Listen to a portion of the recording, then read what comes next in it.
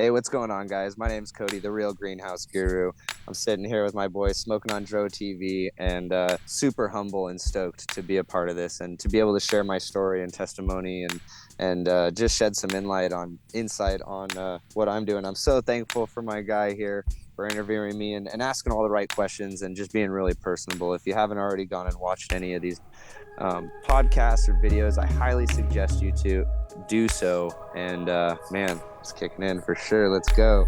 Like you said, if you smoke them, if you got them, smoke them. And no, I'm just goofy. It's me, no editing. But much love, guys. Have a wonderful day. God bless. Much love and respect from my team to yours. And have a wonderful holiday. And cheers.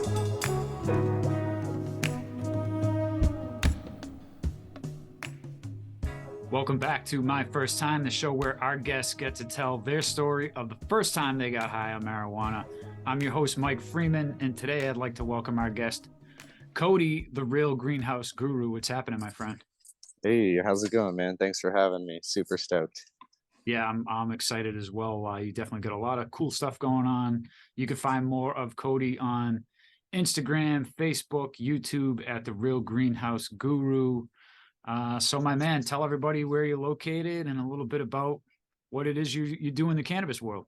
Yeah, for sure. So as my name's Cody, and my name on Instagram is the real greenhouse guru, and we ultimately just travel around building greenhouses and retrofitting greenhouses and anything to really do with cannabis in general. We just I truly enjoy it. From Alaska, and I came here a long time ago, and 3 years now we've been doing it strong on social media. Not new to the game, but new to as far as like the social media and marketing aspect. So just been recording for the last 3 years strong and pumping out as much content as I could while realizing there was a huge niche for how-to videos and information videos, and there wasn't a lot of people out there posting what I was doing or how to's. They would just post like glorified builds that were already done and never really teach anybody how to get to that point. And I created my first YouTube video thinking just, oh, it'd be fun, and saw the huge potential as we spiked like 20,000 views in a couple of months. And I started just really tinkering with editing and YouTubing, how to make YouTube videos or how to create, and really just learning as I went in regards to all that sort of stuff. But always been in the cannabis industry and in some way or another come from like third generation farmers. You know, my uncles and grandparents and great grandparents all were prevalent in some way or fashion with it. So it was always kind of just a lifestyle that I wanted to be around and knew that I wanted to be around. Nice. Well, I've got some questions about Alaska, and I definitely want to get more into.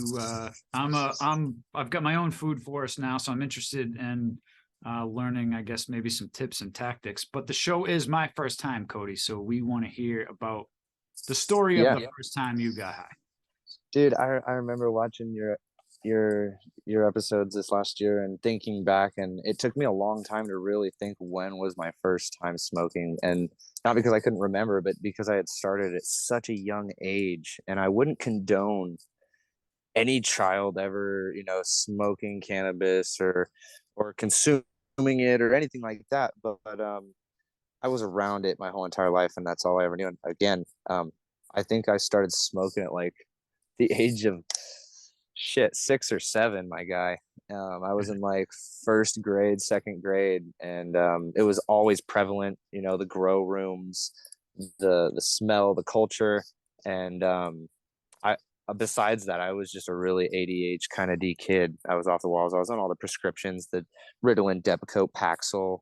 You know, I was a complete zombie. And cannabis, the second I started smoking it, and I just knew it was the thing for me. And I was still on prescriptions at that time, but I just knew that no one would suspect a kid of my age, a stature, to be smoking marijuana at that time. So I really got away with it in a way that was unreal to me. And yeah, it was pretty insane, man. And then yeah, I've just been smoking ever since. And you know, it took a couple of years tolerance or breaks and things like that. But my first time smoking was I was 6 years old, and it was my buddy's older sister. She had to have been like, fuck, anywhere from 14 to 16. We went behind a Fred Meyer's in Anchorage, Alaska, and I had lied through my teeth saying that I had already smoked and, trying to play it cool and hanging out with all my buddy's older siblings and their, friends. And so Fred Meyer's is a grocery store in Alaska, and they have it in Oregon too, and other states that I've traveled to. But it's middle of winter time. It's freezing out. I had lied to my mom saying I would be home so long ago, and must have been like 8 o'clock at night, pitch black, freezing out, smoking in a circle with all these kids behind Fred Meyer's, and I remember just choking so hard from the cold and from the the bunk weed that we were smoking back then. Because I growing up, if it was just all seed weed and brick Colombian decompressed, remoisturized, weed. And so I remember just getting so stoned watching the snow fall off the chain link fence. And yeah, it was the first time that I had gotten high. And then after I'd smoked with the teenagers, it was on like Donkey Kong, tinfoil pipes and can pipes, and Nice. acquired a glass pipe years later, and all the shit that young kids do to get stoned. And in Alaska, it was really hard to find, but I was lucky enough to have, my mom grew, and my dad did, I think, 18 years, 2 consecutive terms for growing cannabis in the state of Alaska. And, Wow. and now it's decriminalized and everybody can grow. And just like other states, the legislation is permitting. But, yeah, it was really, really cool to kind of relive that memory talking to you about it out loud. I had thought it in my head, but I hadn't actually spoken it. And, yeah, I Bringing it know my back. wife's gonna be like, "Oh, you're just trying to get with the older girls." She's gonna watch this later on. But yeah, that was That's my what I was first gonna time say. You smoking. must have been trying to impress this chick. Dude, yeah, I was just trying to finesse the older girls and hang out with the older boys and be cool and be part of the scene, I guess. I don't know, but There's nothing it wrong was with that. it was nothing that was foreign to me. So I already was prepared. I had just lied through my teeth to get to that point of actually smoking with a bunch of older kids to yeah, but that was it. Nice. Now, I've heard conflicting stories, reports, facts, whatever, that Alaska was the first for medicinal and decriminalization in years back. And I remember watching like Alaskan state troopers or something, and they would be pulling people over, and they'd be like, "Man, I thought it was legal here." And so is that just like a common myth because it's way up there, and we just the lower 48 here, we don't, you know. They ever since I was old enough to know the law, which is like 13 or 14, when I was really starting to pay attention, like, oh, this isn't something that's legal, and smoking with other kids and moving sacks and whatever I had to do as a young teenager. And it was always known to me that it was decriminalized, quote unquote. But I grew up where if you had like a packed, if you take your lighter that I just used and packed your bowl, and you have some resin on the bottom of it or some ash, that's what cops would look for in your car. If they see a lighter, they're going to flip it upside down. If you have resin, they're giving you a ticket, for um, paraphernalia. And if they find weed, you're going to jail. You're going to jail. You're getting a ticket. And you're coming out the next day. It was never a book and release type deal. From the 17 years that I lived in Alaska, if I ever had gotten caught with cannabis, I was going to jail, getting a ticket, and then getting out, on probation and peeing in a cup every Friday for fucking a year. So Wow. it was really, it was insane to me. But from my knowledge, it was always decriminalized. So it wasn't like a felony if you grew a bunch, I guess. But I didn't know anybody that was blowing it up like that at that time, obviously. So I couldn't contest or give too much information on that. But I know that the Matanuska Thunderfuck was prevalent there. The Northern Lights, White Widow. Those were some really AAK 47, Sydney 99. They were just those were like the strains that we knew. And then I came to California, there was just all these names, and the culture had blew up when I had come here. And yeah, it was really fun to see. So you were still getting brickweed. There wasn't growers up there. I mean, obviously, you still need a network and distribution, and you're still dealing drugs at that point. But uh, Oh, it was it, it it was the brown Shwag brickweed.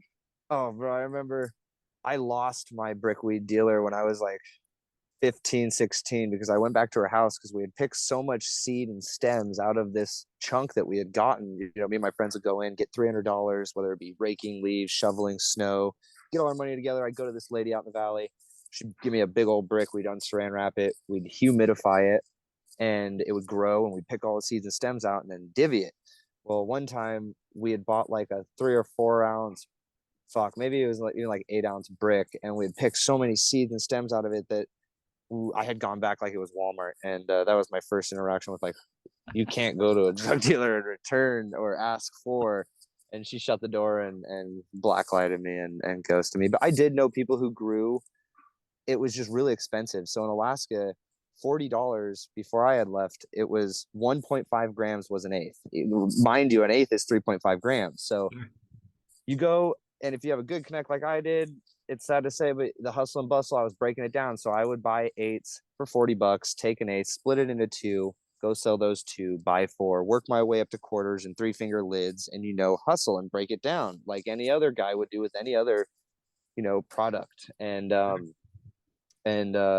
so I was lucky enough to be around some people that did grow, but it was only when they harvested. So it would be like a big rush of cannabis, and then you'd be out, and there's dry spells, and then there's people that didn't know how to grow, so it was just coming out really spindly or swaggy, so to speak. But yeah, it's cool now to see the weed growing there indoors, and the culture, and what it was when I left to where it is now.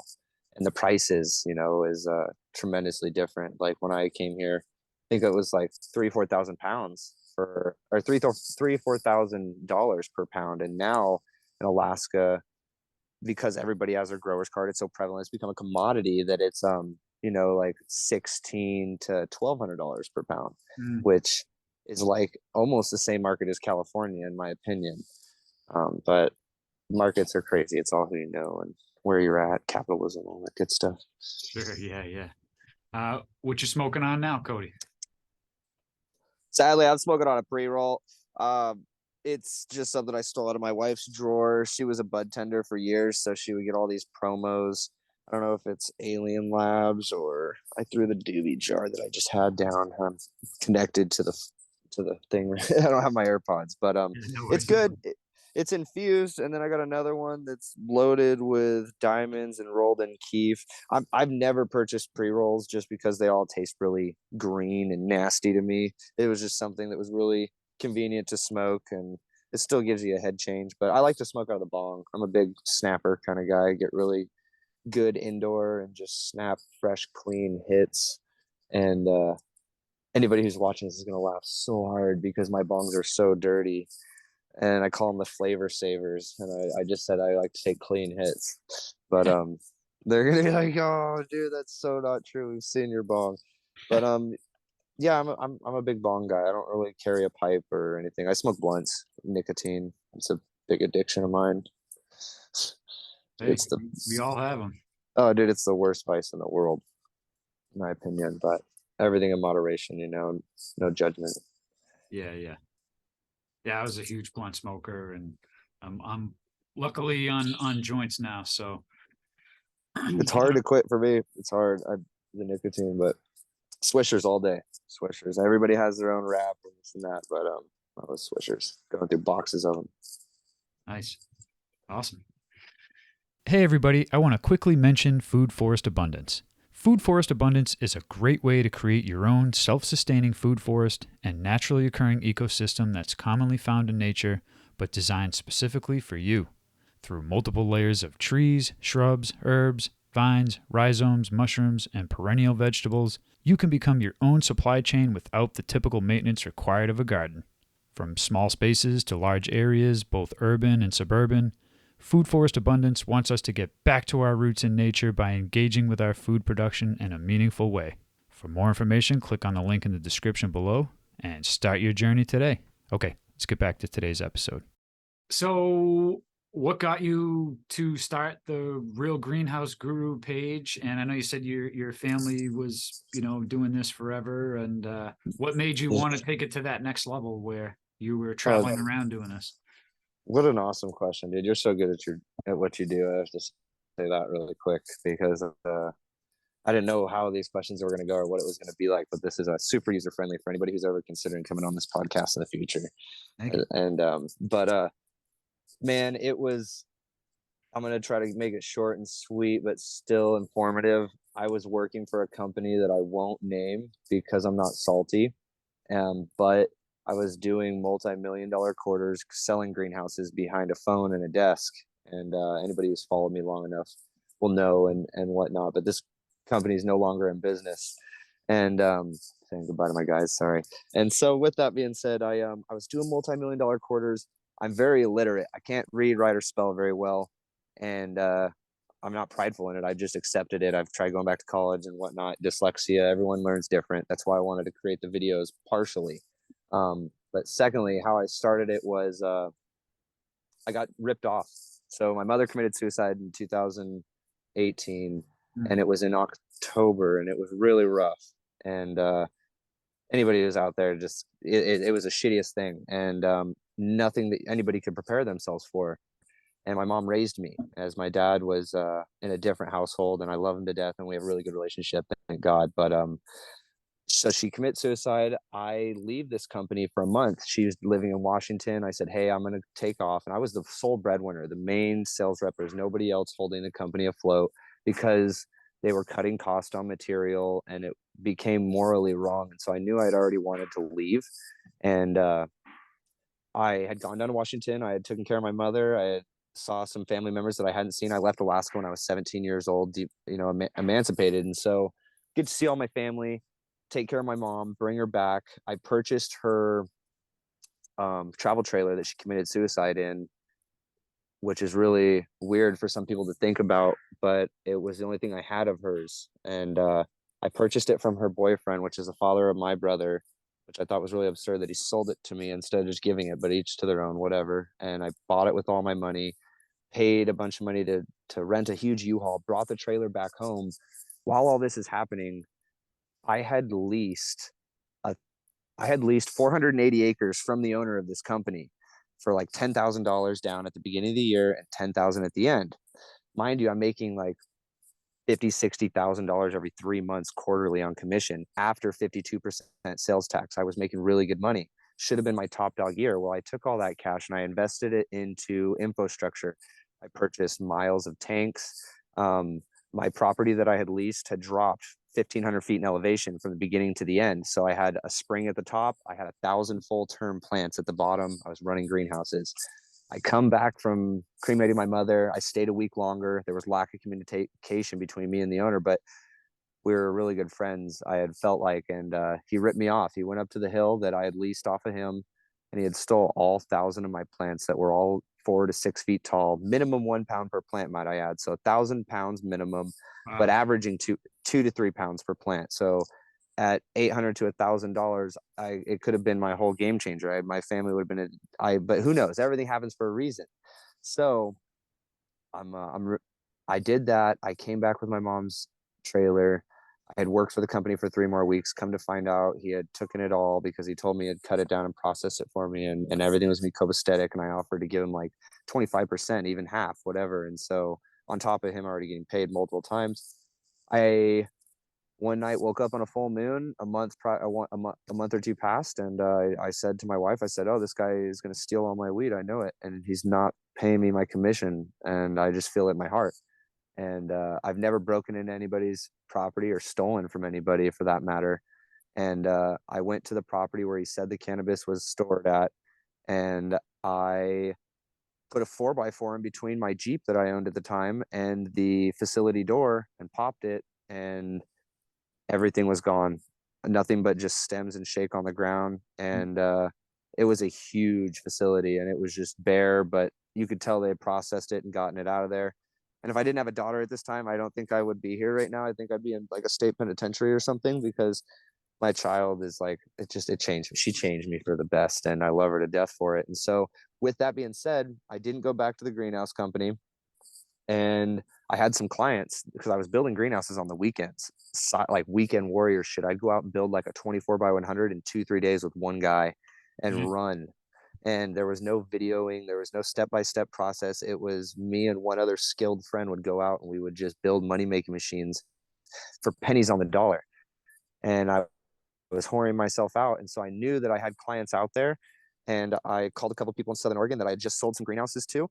And it was a good relationship. I drove down there with my mom's trailer, might I add. I didn't even have a truck to tow this thing. I was renting the biggest U-Haul so I could tow this trailer that my mom had committed suicide in.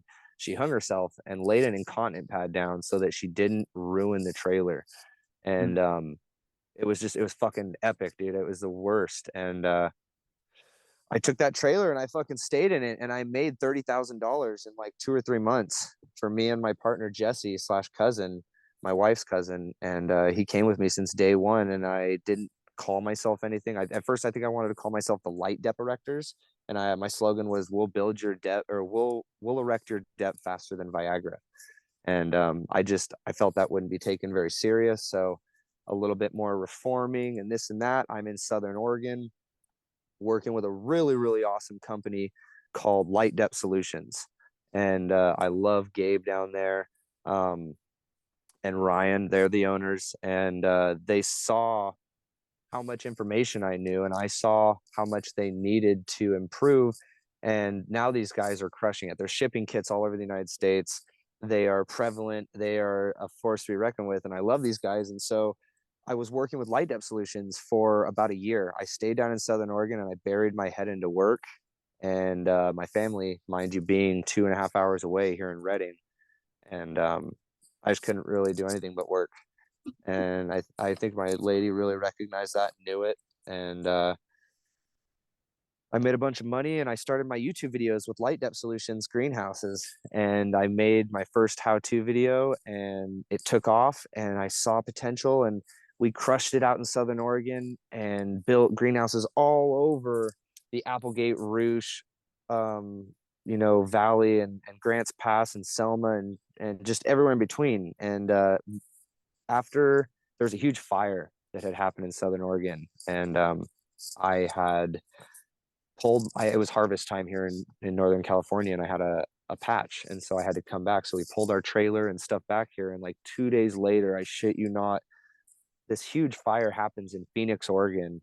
And I don't know how it started or what, but I know that hundreds and hundreds of homes and people's businesses and everything they had were just taken. All of Ashland, Oregon, all of Phoenix, Oregon, talent. It was sad. And in the midst of that was Light Depth Solutions, where we had all of my things. And so they built like a phoenix and rose from the ashes. And I came back to Northern California, and I didn't really have any plans. I just knew that we called ourselves the Real Greenhouse Guru, and I liked making videos, and I liked the gratification that came from being recognized from our good work and our pride and the craftsmanship. And there was no one doing the videos. And so then I came here and I started working with T3 because they were right down the road from my house. And I came here, I started working with T3, and they started promoting me. And it was a really good feeling to just continue to make the videos and stay consistent. And I've been with T3 ever since. And I built a handful of Light Depth Solutions kits, and I think that's where it all started, was at Light Depth. And then I came here to T3, and I'm not with these people. I'm just my own private guy. And I just provide knowledge and information, and I kind of middleman greenhouses, but I don't resell them for a higher market margin, even though I could, because I have my reseller's license. I just I want to make sure that everyone gets the perfect greenhouse for them, like the applications, this and that. So when people reach out to me, I just buffer and I ask them, what are you trying to do? What's your ultimate end goal? What's your size? And then I'll come to T3. I'll do something here in regards to, this is what I want. Build it like this. Don't sell me this. Please give me this.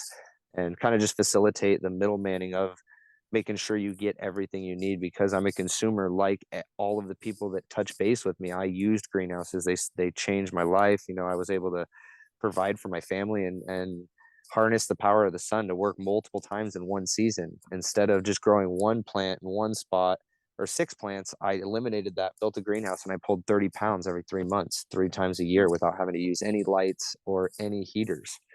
So I think that it was just it was a cool ride, man. And that's kind of how it all happened. My mom died, and life took a shift, and it was a huge, burning moment that defined today and where we are. And the end goal is to, really be known and create a legacy. Obviously, everyone wants to be remembered, but I want to be the next Steve Irwin of cannabis culture. In the early 2000s, everybody knew who Steve Irwin was. Now that we're in the 2020s, 22s, everyone knows who Be Real is. Everyone knows who's Burner.